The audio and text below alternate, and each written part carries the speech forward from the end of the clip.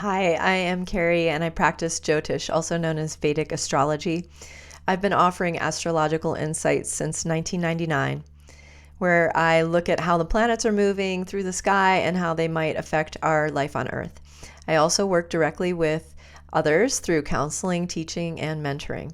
Today, I am focusing on the week ahead. It is July 20th today, Sunday, July 20th. There are 4 things that are standing out to me today as I bring this insight to you. Number 1 is Mars and Ketu joining up. If you can look at the thumbnail of this video, I picked firefighters on a wall of fire. It really does feel like Mars running up on Ketu and breaking through to the other side is happening right now. This is a very fiery combination, and it feels like there is a lot of pressure and that we're reaching a breaking point or overcoming an obstacle, that kind of thing. So if that is the feeling you're feeling, there is also a lot of aggressive energy with Mars. It might feel internally like, I've got to get through this. I've got to do something. I've got to finish this thing. I've got to move it.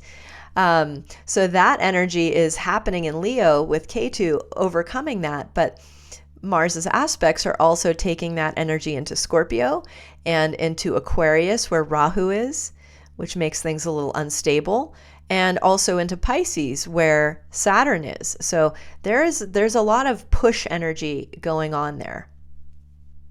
So figure out what you're going to do with that pressure and how you're going to move what's not been moving.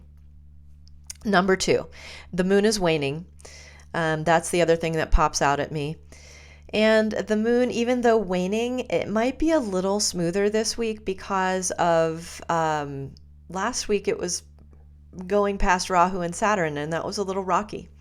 So this week we have moon starting the week with Venus. You can see moon and Venus up there in the sign of Taurus. The moon is still waning though.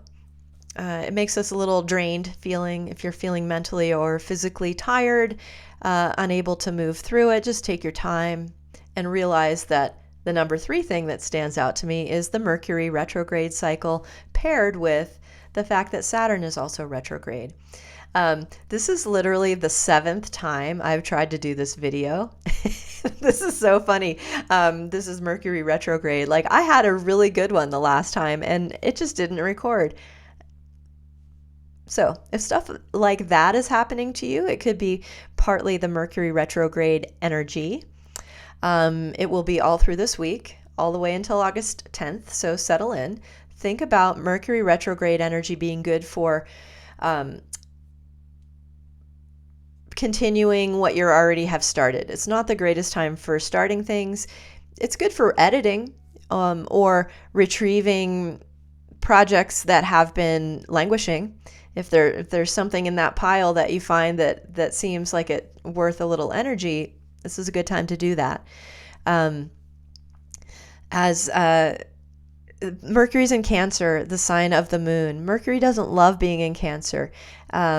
This could be a lot of energy about emotions and trying to come at emotions from an intelligence standpoint. Frustrating. Let the emotions, just let them be. They're going to come whether you like it or not. So this is a good time for analyzing even maybe why you're blocking these type of things. So moon is waning, and we'll be joining that Mercury retrograde for the new moon on Thursday. Okay, the 4th thing that comes out at me is Venus. Venus will be leaving Taurus and moving into Gemini later this week. That means Venus and Jupiter will be together through August 20th, which is a really interesting energy. They both have teacher energy, different subject matter, but the feeling of education could become very important this week with Venus and Jupiter joining up and through August 20th. This puts a lot of energy not only in Gemini, but also in Sagittarius. So if you're Sagittarius or Gemini, or those are important signs in your charts, there might be some positive energy coming at you this week, especially with relationships or partnering, that kind of thing. Sagittarius, additionally, you're having Jupiter, Venus, and Saturn all aspecting you through August. So it could be kind of productive for you Sagittarians as we move forward. All right, so that's 4 points. This is today. I'm showing you the chart up here of today, Sunday.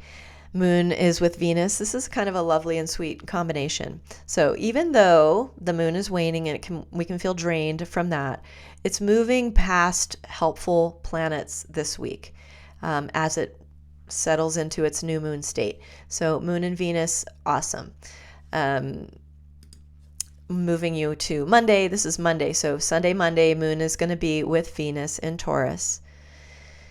And then by Tuesday, the moon moves into Gemini with Jupiter. Moon and Jupiter are groovy together as well. They like being together. They're friendly planets.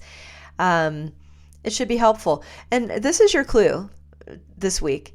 Even when you're feeling vulnerable or tired or ill with the waning moon, reach out to other people. Do not try to blast through this alone. Moon with Venus, Moon with Jupiter is saying, hey, you need your helpers, you need your friends. Please reach out. Don't isolate. Now I'm going to give you a pass. We're going to move. This is Wednesday. So Tuesday, Wednesday, Moon and Jupiter together. And that's positive, even though the moon is waning. And then we've got Wednesday coming along. By Wednesday, I'm sorry, I wrong day. This is Thursday morning. By Thursday morning, Moon has moved into Cancer. Moon rules Cancer. This is a good sign for the moon. But this is a new moon. The sun is dominating the scene. We've got also retrograde Mercury splashing around. So this is the day I'm going to give you a pass to get under the covers and isolate if you want. It might feel hard just to get through on Thursday. We've got the moon new. We've got Mars. If you want to check down here, Mars has moved past Ketu during this week. So it could feel like, oh, wow, let me just stop everything right now. That could be Thursday for us. Take some time for yourself. Maybe don't overschedule for Thursday. So that's that. And then moving on to Friday. Friday, moon waxing still in Cancer. But we're looking ahead. Mars is ready to move. Venus is ready to move. Venus will be moving into Taurus later on this day. And see, the 26th. By the sunrise on the 26th, Venus has just moved over into Gemini. So this weekend, Saturday and Sunday, the 26th and 27th, I would say the theme is going to be a little intense because this is sunrise. And look at moon. It's 29:48. So like just after sunrise, the moon is going to be moving into Leo.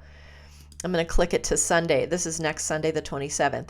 But Saturday and Sunday, we're going to have this combination of the moon and Mars and Ketu going on. We're going to have Venus and Jupiter going on, and Sun and retrograde Mercury going on. So I would say next weekend is going to be, there's a lot of heat with the Mars Ketu Leo thing, and now the moon's bringing the energy there as well.